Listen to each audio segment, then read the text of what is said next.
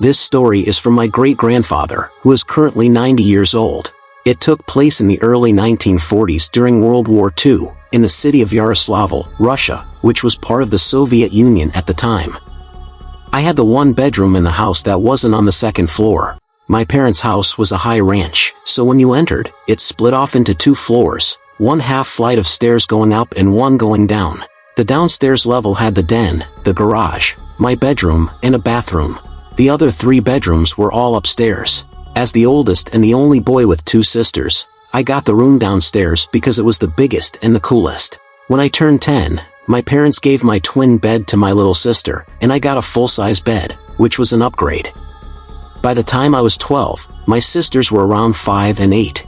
I was allowed to be home alone, but my 5-year-old sister wouldn't be left alone with me, and my 8-year-old sister would only be left alone with me if my parents weren't going to be gone for too long.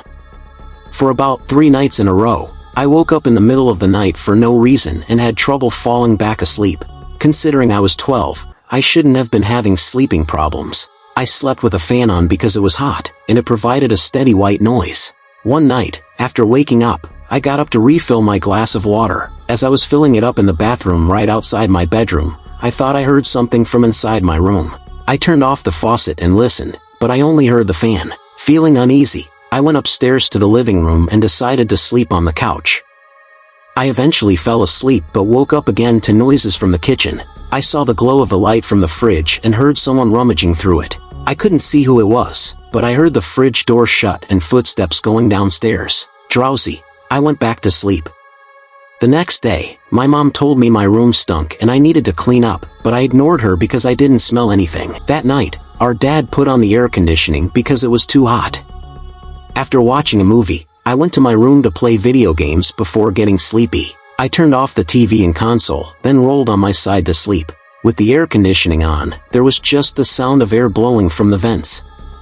I fell asleep but woke up again, hearing a sound I couldn't identify. When the air stopped blowing, I heard breathing that wasn't mine. I looked around the room. The closet door was shut, so it couldn't be coming from there. Assuming it was my younger sister playing a prank, I got on the floor and looked under the bed.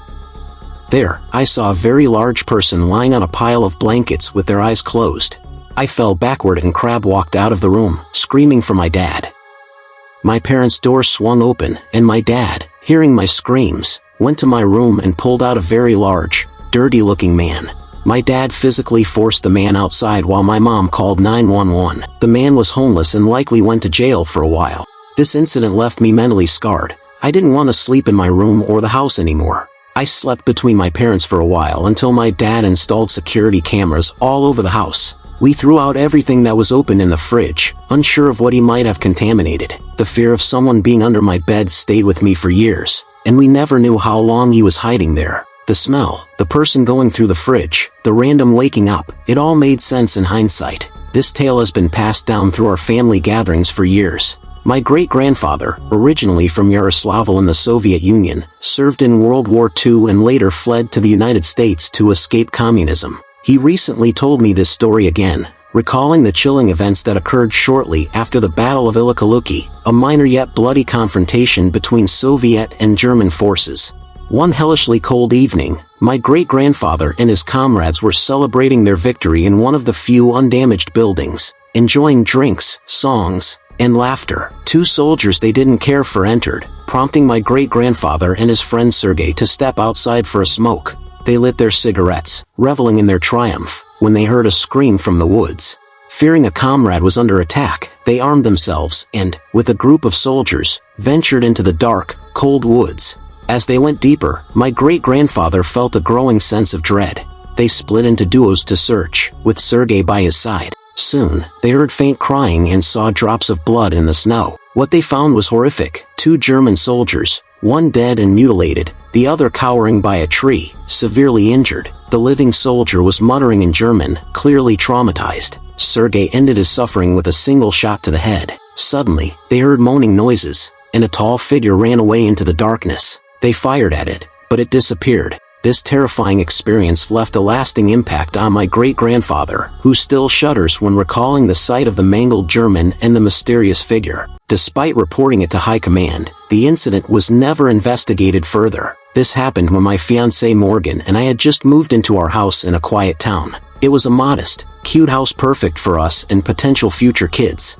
We met one of our neighbors right away, a friendly older couple in their late 60s. The other neighbors were further away, and we didn't meet them initially. About 2 weeks in, while we were still unpacking, Morgan was cooking pasta as I shopped for area rugs online. It was stuffy, so I went to slide open the back door and saw someone sitting in one of our backyard chairs, hunched over. I almost panicked and whispered to Morgan, who gasped when she saw the man. Unsure what to do, I knocked on the glass and yelled for him to leave.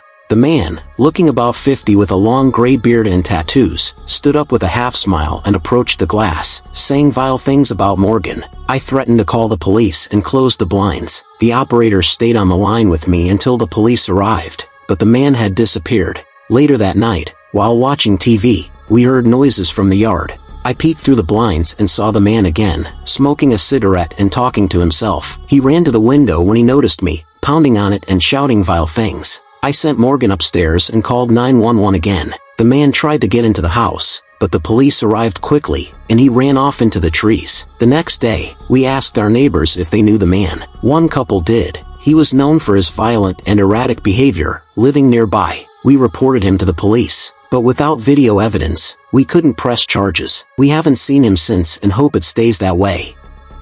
Thank you for listening. If you liked this story, I encourage you to subscribe so I'll be motivated to upload more scary and real-life stories of people's experiences.